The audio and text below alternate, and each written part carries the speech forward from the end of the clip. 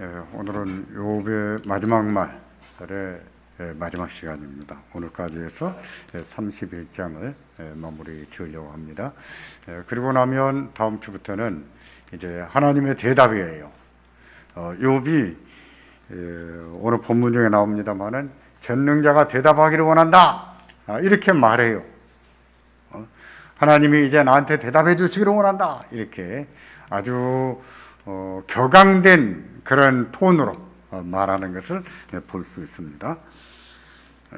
31장 29절부터 34절까지는 원수와 나그네에 대한 욥의 태도입니다. 찾으셨나요? 12페이지. 먼저 29절 30절은 욥이 원수에 대해서 어떤 태도를 가졌는가를 말하는데 같이 보겠습니다. 내가 언제 나를 미워하는 자의 멸망을 기뻐하고 그가 재난을 당함을 즐거워하였던가. 7상은 나는 그가 죽기를 구하는 말로 그의 생명을 저주하여 내 입에 범죄하게 하지 아니하였노라. 자기는 자기 원수가 멸망에 빠졌을 때 그 기뻐하지 않았다. 원수가 망했다고 해서 좋아하지 않았다. 실제로는 나는 그가 죽기를 기도한 적도 없고 또 그의 생명을 저주함으로 내 입으로 죄를 짓지 않았다 하는 말을 하는 것입니다. 여기서 미워하는 자가 바로 욥의 원수를 말합니다. 실제로 그런 원수가 있었던 것인지 예를 들어 말하는 것인지 분명치 않아요. 그러나 맹세 공식을 사용하여 말하는 것을 볼 때 실제로 있었던 일이 아니었을까, 이렇게 보는 것이 옳을 것 같습니다. 제가 오후 예배 마치고 나면 4시부터 청년부 특강이 있습니다. 그래서 조금 빨리 진행하고 저도 잠시 쉬었다가 숨 좀 돌리고 청년부 특강 들어가려고 합니다. 양해 바랍니다. 원수는 욥에게 어떻게 행했을까요? 그야말로 원수같이 행했겠지요. 욥을 미워했겠지요. 일반인의 경우라면 원수가 자기를 미워하면 어떻게 합니까? 원수가 잘 되기를 바랍니까? 망하기를 바랍니까? 망하기를 바라지요. 그렇죠. 망하기를 바랍니다. 근데 원수가 망하기를 바라고 망했을 때는 기뻐할 겁니다. 일상의 경우라면, 믿지 않고 일반적인 경우라면 그럴 수 있어요. 심지어 예수 믿는 사람들도 주의 말씀처럼 네 원수를 축복하고 저주하지 말라. 네 원수가 줄이거든 먹이고 목말라거든 마시우라 하면 교인들이 뭐라고 말한 줄 압니까? 저한테, 목사님, 전 그렇게 하기 싫어요. 못해요. 난 우리 엄마를 위해서도 기도 못하는데 원수를 축복해요? 난 못해요. 저한테 그렇게 말하는 것도 들어보았어요. 그러니까 예수를 믿어도 하나님 말씀보다는 자기 감정이 더 먼저인 것 같아요. 그런 것 같아요. 하나님 말씀보다는 자기 감정이 먼저인 거예요.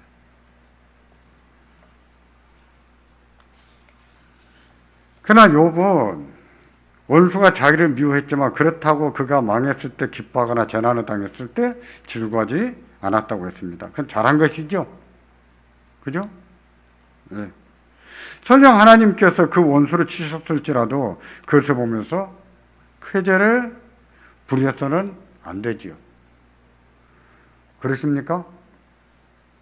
오히려 말입니다. 원수가 재앙을 당해서 망하거든 좀 두려운 마음을 가져야 되는 거예요. 쾌재를 부릴 것이 아니라. 그 말은 뭡니까? 누구도 당할 수 있어요. 우리도 당할 수 있거든요. 그러니까 나하고 관계가 좋지 않고 나하고 원수처럼 이렇게 지냈는데 그 사람이 망했다, 속으로 좋아할 것이 아니라 조금 두려워해요. 나도 저렇게 망할 수 있겠다, 이렇게 생각해야 되는 거예요. 그러지 않겠어요? 그럴 수 있어요. 욥은 말이에요, 그렇게 하지 않았습니다. 심지어 그 원수가 죽기를 기도했다든지 또 그의 생명을 저주하지 않았습니다. 그래야 되거든요. 원수가 망하기를 기도해서도 안 되지만 그가 재앙을 당했을 때 기뻐해서도 안 돼요. 오히려 우리에게 주어진 것은 무엇입니까? 그 원수도 심판하시는 하나님 앞에 맡기는 것. 맡기는 거예요. 심판은요, 하나님이 하십니다. 우리가 할 수 있는 일은 무엇이냐면 맡기는 것 뿐이에요. 하나님께 맡기는 거예요. 원수가 망하기를 바라서도 안 되고, 망했을 때 쾌재를 부려서도 안 되고, 좋아해서도 안 됩니다. 억울하지만 그 원수가 굶주릴 때는 먹을 것도 주고, 목말라를 마실 것도 주고, 우리가 할 수 있는 일이 그것뿐이야, 그거. 그렇게 함으로 하나님 앞에 맡기는 거예요. 그렇게 함으로.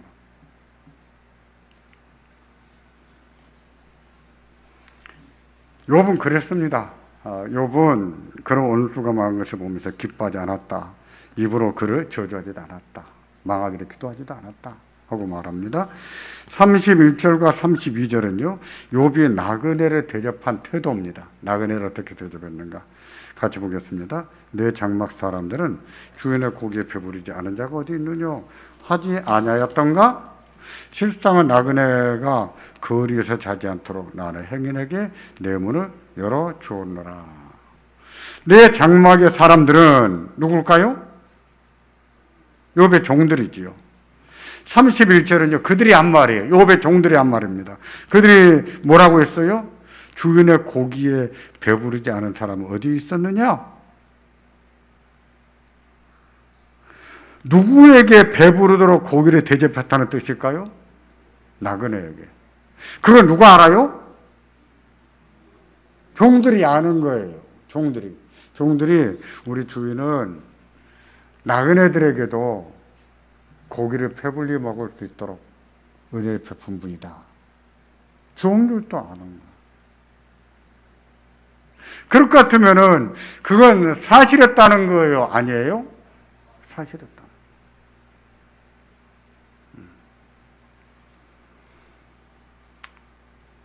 물론 종들이 알아주지 않아도 하나님이 알아주십니다. 알아주세요.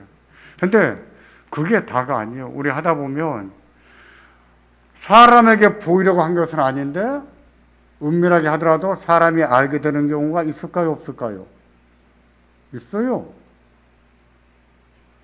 내가 나타나는 것도 아니고 의도하지도 않았지만 사람들이 알아보는 경우도 있고 또 알아보고 그것을 칭찬하는 경우도 있죠. 그런 것은 고무적인 일이에요. 아주 좋은 일이에요. 때때로 사람이 알아준다는 것은요, 위로도 되는 거예요. 사람이 알아보는데 다 나쁜 거 아닙니다. 내가 의도적으로 외식하기 위해서, 사람들 앞에 트내기 위해서 그런 것이 아닌데, 은밀한 중에 했는데 어떻게 사람들이 알아봐줬다. 위로도 되는 거예요.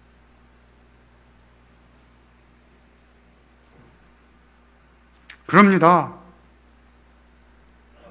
어떤 경우는 하나님이 알아주신 것만으로도 충분히 위안이 되고 힘이 돼요. 근데 어떤 경우는 하나님이 알아주시는 것도 알지만 때로는 자식들이 알아주는 것도 힘이 되지요. 많이 되는 거예요.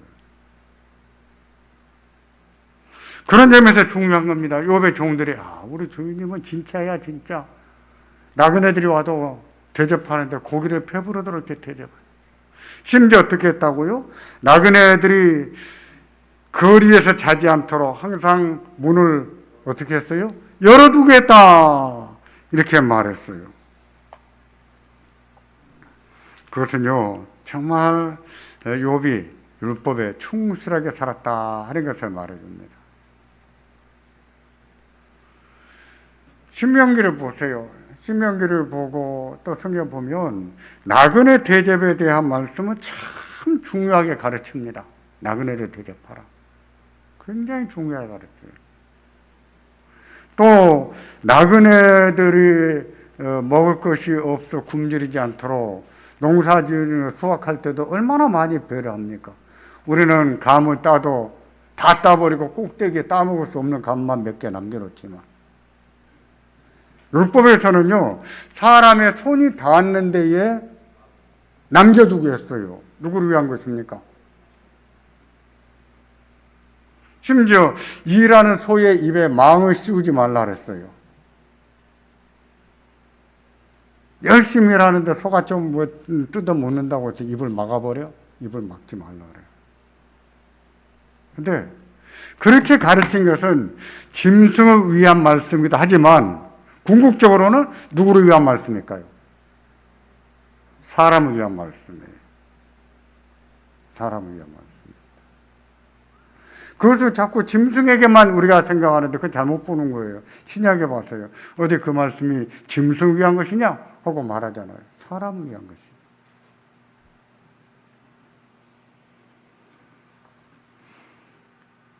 사도들도요, 나그네 대접하기를 힘쓰라고 가르쳤습니다. 그러나 시대에 따라서 나그네의 개념이 좀 바뀝니다. 율법에서 나그네는 그냥 지나가는 여행들이에요. 외국인이 됐든, 같은 유대인이 됐든, 지나가는 여행들이에요. 지나가는 사람들을 다 집에 들여서, 하루, 이틀, 묵어 갈 수 있게 해주죠. 우리도 옛날엔 그랬죠?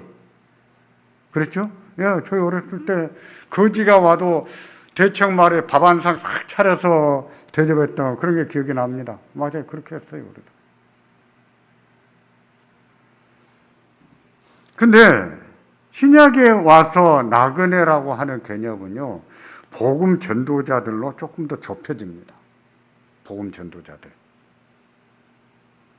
사도들이 나그네 대접하기를 힘쓰라라고 했을 때는 율법 아래서처럼 그냥 여행자가 아니라 복음을 전하러 다니는 사람들, 그들에게 잠자리와 먹을 것을 대접할 것을 가르쳐요. 이것도요, 우리 한국 교회에 저희가 청년 때 다 있었던 전통이에요. 시골 목사님들이 서울 한번 오려면은 그때는 12시간씩 타고 다니지 않았습니까? 중간에 어디 멈춰야 돼요. 그러면 어디 교회 가서 제가 어디에서 목회하는 목사입니다. 그러면 그 교회가 하룻밤 묵어갈 수 있도록 다 해줬었어요. 심지어 어느 교회가 예배당을 짓게 되면 다 품앗이를 했습니다. 교회 한번 삥 돌면은 교회마다 건축 헌금을 다 해줬어요. 교회들이 건축 헌금해줘서 시골 교회를 짓도록 이렇게 해줬었다.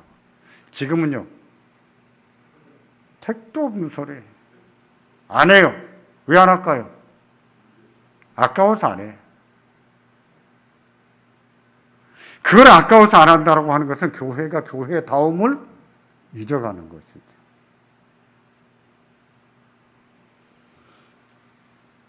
오늘에 있어서 얘기하자면은요, 선교사들이나 지방의 목회자들이 이렇게 서울에 와서 좀 제 일 보면서 머물게 해달라. 요즘 거의 없어요. 왜 그렇게 안 해주니까. 물론 어떤 교회는 선교관을 지어놓고 선교사님들이 들어오면 한 달이고 두 달이고 머물게 해드립니다. 어떤 6개월 또는 1년 이렇게 머물게 해드려요. 선교관을 만들어두고. 그런 점에서는 우리 교회는 하는 게 아무것도 없지요. 찾아오는 선교사님들 밥 한 그릇 대접하면 그게 다예요.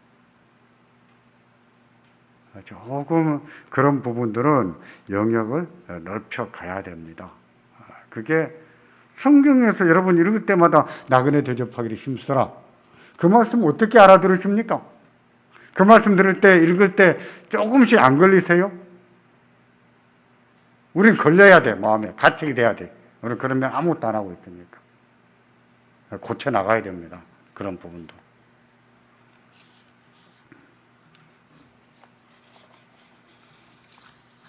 (31장) 35절부터 37절까지는 욥의 하소연입니다. 욥은 35절에 이르면서 톤이 좀 높아지는 것 같아요. 격앙되는 것 같아요. 감정이 격해지고 목소리가 커진 것처럼 느껴져요. 그 내용이 그렇습니다. 35절, 36절을 볼까요? 누구든지 나의 변명을 들어다오. 나의 섬이 여기 있으니 전능자가 내게 대답하기를 바라노라. 나를 고발하는 자가 있다면 그에게 고소장을 쓰게 하라. 내가 그것을 어깨에 매기도 하고 왕관처럼 머리에 쓰기도 하리라. 여러분 감정적으로 격앙되는 것을 좀 느끼십니까? 읽어볼 때? 예. 그러니까 얌전히 책 읽듯이 하는 말이 아니지요. 너무 억울해서, 너무 속상해서, 너무 답답해서 누구든지 나의 변명을 좀 들어봐라. 이렇게 말합니다. 내가 여기서 서명을 했다. 전능자가 내게 대답하기를 원하신다. 이렇게 말하잖아요. 하나님이 나한테 이제는 대답해 주기를 원한다. 자, 본격적으로 말하잖아요. 여기는 변명이라고 했지만 우리가 생각하는 변명이기보다는 변론을 말합니다. 누구든지 자기의 변론을 들어달라고 합니다. 그 변론에 서명했다고 했어요. 명백하다는 말입니다. 분명하다. 분명하게 말하건대 자기는 악을 행하지 않았고 의롭게 살았다 하고 말합니다. 그러니 어떻게 하기를 원한다고 했습니까? 전능자가 대답하기를 원한다 그랬어요. 이 전능자는 누굴까요? 하나님이시죠. 전능자, 그러면 그 말 자체가 하나님이라는 뜻일까요? 아닐까요? 전능자, 그러면 그 자체가 하나님이라는 뜻이에요. 하나님의 이름 가운데 하나가 전능자예요. 전능자 그 자체가 하나님 이름이에요. 하나님 그 자체도 하나님 이름이에요. 여호와도 하나님 이름이고 아도나이도 하나님 이름이고.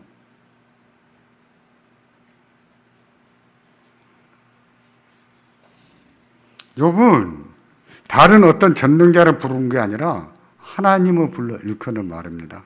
자기가 한 말에 하나님께서 뭐라고 대답하시는지 이제는 하나님의 대답을 듣고 싶다 하고 외친 거예요. 자, 이게 무엇이라고 했습니까? 맹세공식의 의미라고 했었죠. 지금까지 내가 어떤 악을 행한 적이 있었느냐? 그렇다면 증명해보라. 나는 그렇게 살지 않았다고 했습니다. 또 자기는 하나님의 말씀대로 의롭게 살았다고 했습니다. 그런데 전능자가 지셨으니 하나님이 뭐라고 하는지 좀 듣고 싶다. 이렇게 외쳤어요.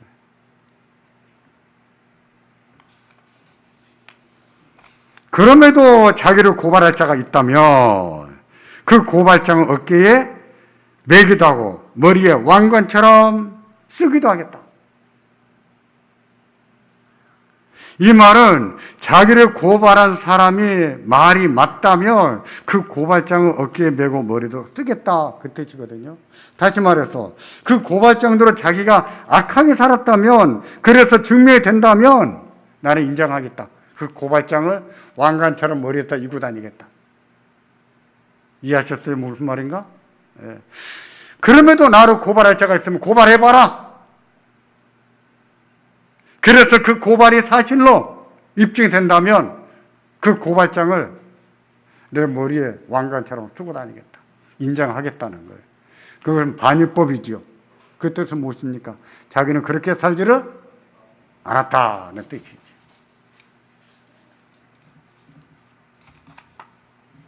따라서 자기를 고발할 수 있는 사람도 없다는 뜻입니다. 자기는 그렇게 살지 않았기 때문에.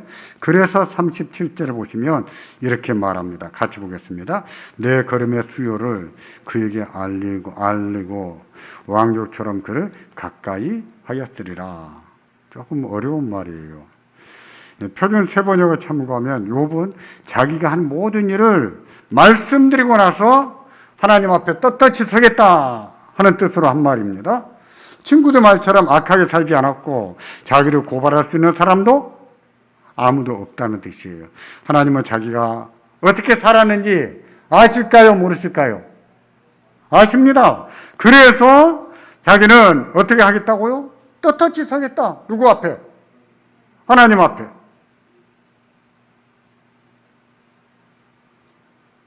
표준 세번역은 이렇게 번역했어요. 나는 내가 한 모든 일을 그분께 낱낱이 말씀드리고 나서 그분 앞에 떳떳이 서겠다. 왜? 그렇게 살지 않았으니까. 친구들 말처럼. 결국 자기는 벌받을 짓을 하지 않았다는 뜻입니다. 지금까지 많은 말로 변론했지만 자기는 의롭게 살았다는 뜻입니다. 욥이 몇 차례 말했지만 하나님께서 자기를 살펴보시면 자기가 정말 그렇다는 것을 알 수가 있다. 욥은 그런 뜻으로 자기를 변론해 나가요. 우리가 욥기에서 자주자주 인용하는 성경 구절, 우리가 욥기를 몰라도 이건 알을 거예요. 그게 뭐냐면은 나의 가는 길을 그가 아시나니, 나를 어떻게 하신 후에는, 나를 뭐 하신 후에는, 단련하신 후에는 뭐같이 나올 것이다? 정금같이 나올 것이다. 우리 성경은 그렇게 번역해 놨어요. 그래서 이게 너무나 유명 구절이 되어버렸습니다. 욥기를 몰라도 그건 알아. 그 말에 얼마나 위안을 받고 삽니까? 그러시죠? 근데 앞뒤 문맥을 보면 그 말이 무슨 뜻으로 한 말인지 알 수가 없는 말이에요.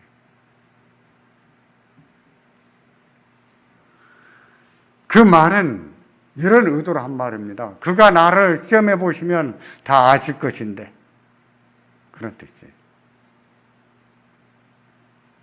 하나님이 아실까요? 모르실까요? 다 아세요. 여기서도 말합니다. 내가 이 모든 일을 낱낱이 말씀드리고 나서 그분 앞에 떳떳이 서겠다, 당당하게 서겠다, 이렇게 말하잖아요.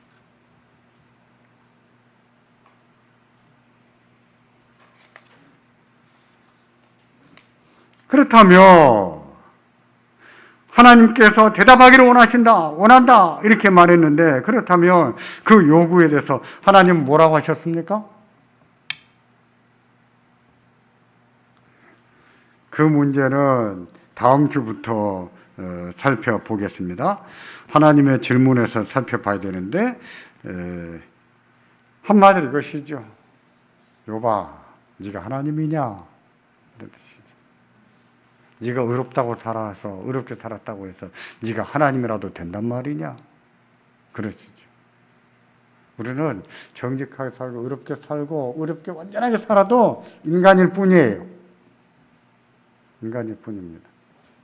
그렇기 때문에 의롭게 살아도 아픔을 겪을 수 있어요. 인간은 다 그래요. 욥기가 말하고 있는 것처럼 인간은 고난을 타고났습니다.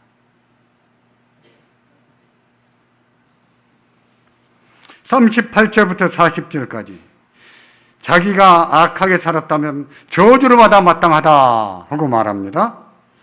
38절, 39절, 40절 같이 보겠습니다. 만일 내 밭이 나를 향하여 부르짖고 밭 이랑이 함께 울었다면, 만일 내가 값을 내지 않고 그 소출을 먹고 그 소유주가 생명을 잃게 하였다면, 밀 대신에 가시나무가 나고 보리 대신에 돛보리가 나는 것이 마땅하니라 하고 욥의 말이 그치니라. 최후 변론이에요. 38절과 39절은요 너무 시적이고 해서 조금 이해가 어려운 부분이 있어요. 하나 자세히 읽어보면 천천히 이해해보면 이해가 됩니다. 만일 내 밭이 나를 향하여 부르짖고 밭 이랑이 함께 울었다면, 밭하고 밭이랑이 억울하다는 것이죠. 만일 내가 값을 내지 않고 그 소출을 먹고 그 소유주가 생명을 잃게 되었다면, 이것은 뭐예요? 욥이 뭔가 억울하게 만들었다는 얘기죠.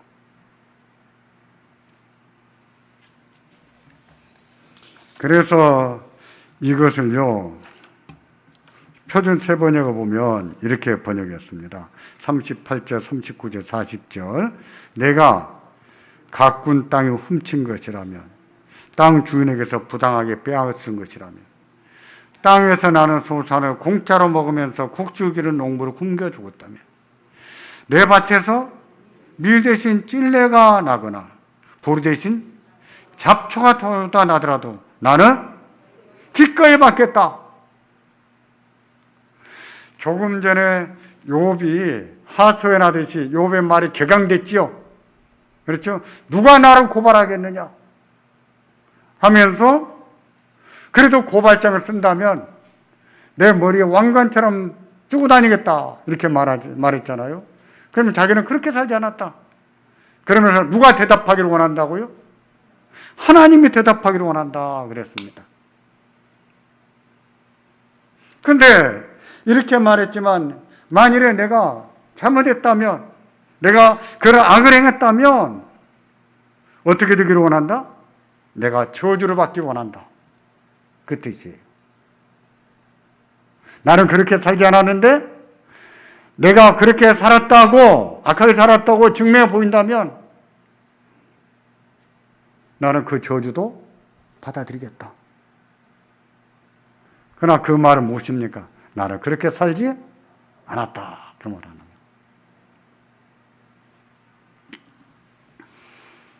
정리하면요, 38절, 39절, 40절은 욥의 최후 변론과도 같습니다. 자기는 악하게 살지 않았고 반대로 의롭게 살았다고 했습니다. 그동안 법정에서 자기가 어떻게 의롭게 살았는지 진술하듯이 맹세 공식으로 진술했습니다. 그러면서 전능자가 대답하기를 원한다고 했는데 그게 욥의 변론의 목적이에요.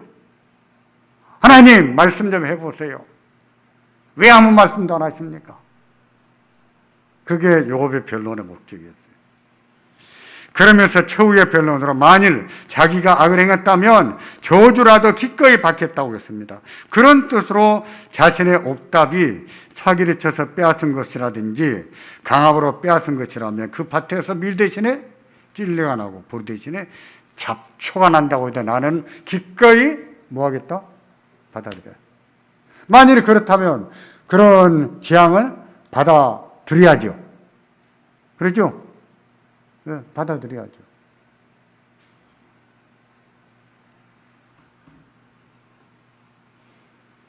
그래야 합니다. 자기는 악을 행하지 않았다면서 하나님께 대답을 요구했으니 만일 자기 악이 드러난다면 화를 당해야 되겠죠. 그래야 됩니다.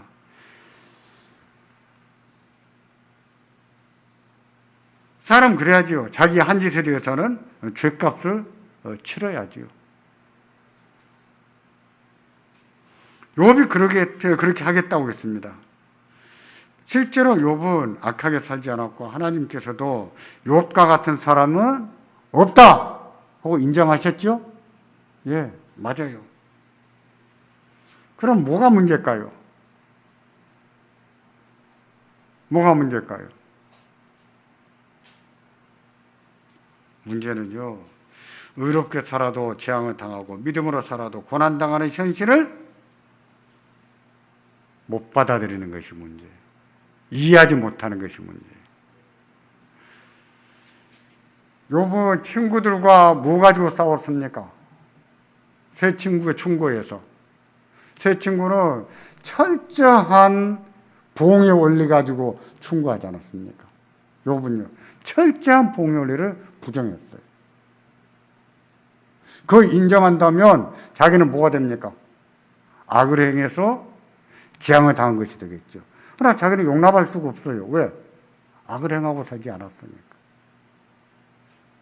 그렇다고 해서 욥이 부흥의 원리를 무조건 부정한 것은 아닙니다. 부흥의 원리를 인정하는 말을 해요.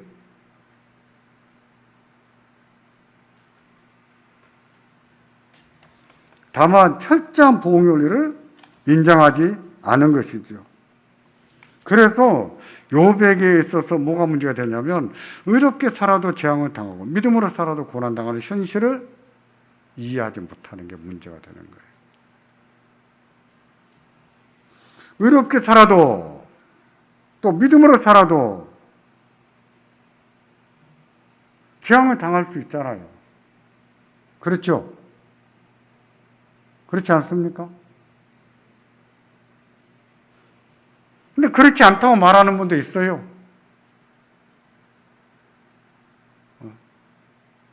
도대체 누구 말이 맞습니까? 그거는 여러분들이 성경을 보고 여러분들이 살아본 경험을 가지고 판단하셔야 돼요.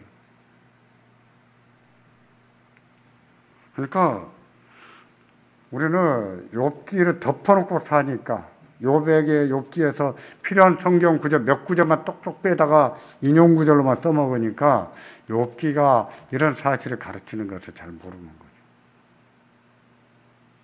전도서도 마찬가지예요. 잠언도 마찬가지예요.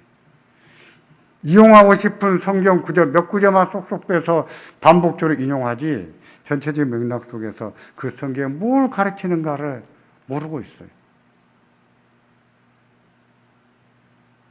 그러니 우리가 어렵게 살아도 재앙을 당할 수 있다는 현실을 자꾸 부정하죠. 아닙니다. 우리 믿음으로 살아야 돼요. 믿음으로 살아도 고난이 있을 수가 있어요. 근데 그 고난 가운데서도 하나님을 경외하는 것이 믿음이에요. 그런 믿음으로 사는 거예요. 하박국도 하마터면 넘어질 뻔했다, 실족할 뻔했다 그러지 않았습니까? 이해가 안 됐어요. 그런 현실이. 그래서 하는 말이에요. 세상은 요주경일지라도 오직 의인은 어떻게 산다고요? 믿음으로 말미암아 살리라 그랬잖아요. 그런 세상 가운데서 믿음으로 사는 거예요. 저 산속에 들어가서 믿음으로 사는 거 아니에요.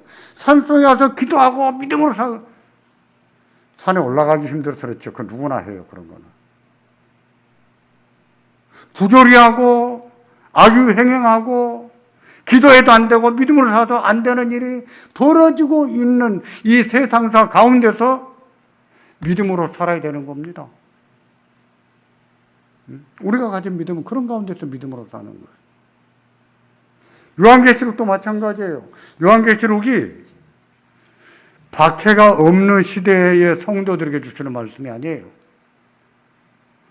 박해의 시대, 박해당하는 시대, 재산도 뺏기고 집도 뺏기고 직장에서 쫓겨나고 예수 믿는다고 그래서 마을 공동체에서 추방당하는 그런 현실 가운데서 사는 성도들을 위로하는 말씀이 요한계시록이에요. 그런 세상이 있어요. 그런 세상이. 근데 그렇게 집을 뺏겨도 재산을 뺏겨도 마을에서 추방당해서 산속에 들어가 산다고 해도 오로지 의인은 어떻게 살아요? 믿음으로 사는 거예요. 그게 믿음이죠.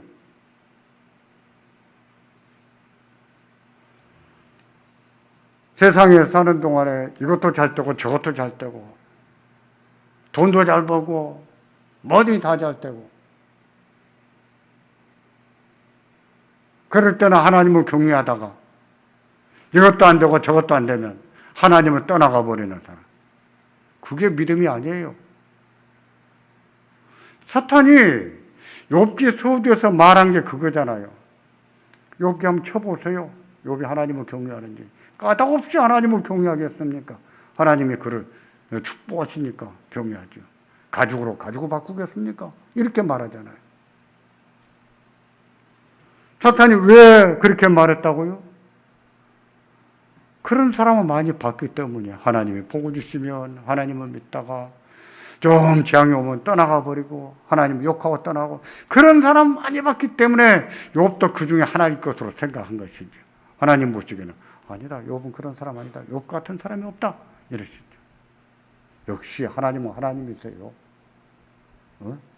마귀도 귀신도 사람의 속을 알아보지 못하지만 하나님은 사람의 속을 다 알아보십니다. 욥이 어떤 사람인가를 사탄이 알아본 게 아니라 누가 알아봤습니까? 하나님이 알아보셨다. 하나님은 하나님이십니다.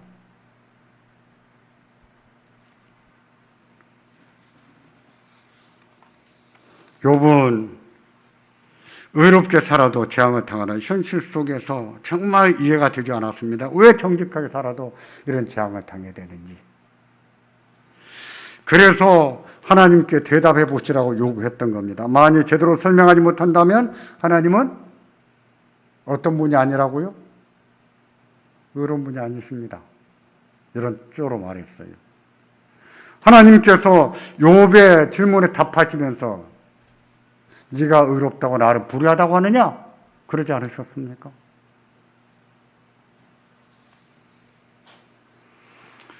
욥은 하나님의 대답을 듣기 위해서 자기의 의를 내세웠습니다. 자기가 악하게 살지 않았고 어떻게 의롭게 살았는지 나열해 보였습니다.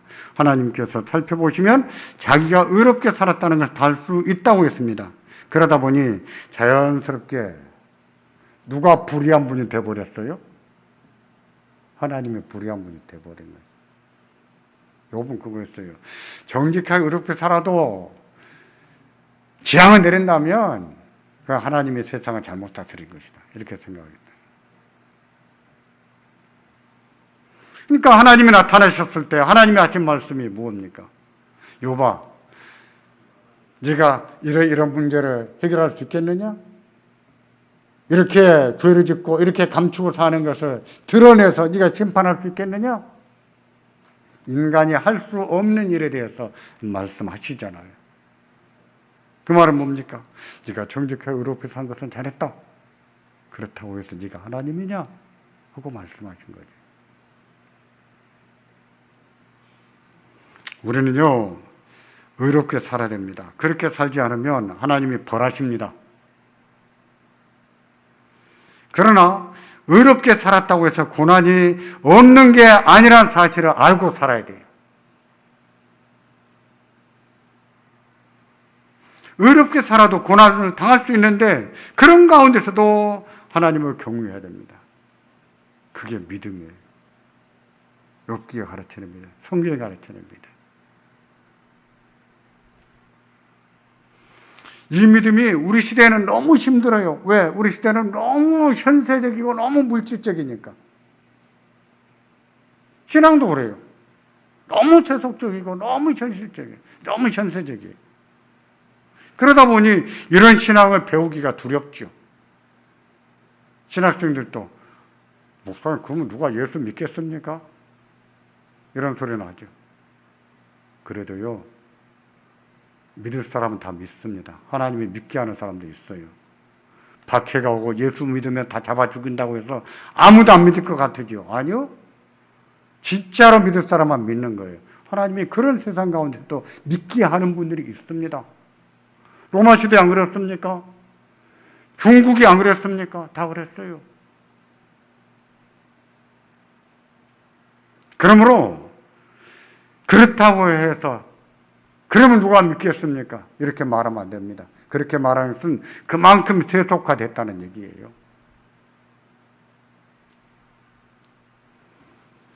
우리는 힘들고 이해가 되지 않지만 그럼에도 하나님은 세상을 잘 다스리는 분으로 믿어야 합니다. 우리가 의롭게 살아도 고난을 당할 수 있지만 그럼에도 불구하고 우리 하나님은 오르십니다. 오르신 하나님이세요. 믿으셔야 돼요. 하나님은 선하시고 의로우시고 항상 오르세요. 우리는 아무리 길을 쓰고 아무리 용을 써도 우리가 오를 수가 없어요. 인간이 어떻게 옳겠어요? 해 아래 완전한 게 어디가 있겠습니까? 해 아래 완전한 거 없어요. 완전하신 것이 있는 것처럼 다 할 수 있는 것처럼 그렇게 생각하지 마십시오. 해도 안 되는 것도 있어요. 그게 인간사예요. 그럼에도 불구하고 우리는 우리에게 주어진 삶에 충실해야 되고 그 삶을 믿음으로 살아내야 됩니다. 그게 믿음이에요. 하나님을 경외하는 겁니다. 우리가 이런 믿음을 배우기를 바랍니다. 세상이 어떻게 변하든지 우리 믿음이 흔들리지 않고 견고하고 하나님을 경외하고 사랑하는 은혜가 있기를 주의 이름으로 기원합니다. 기도하겠습니다. 전능하신 아버지 하나님,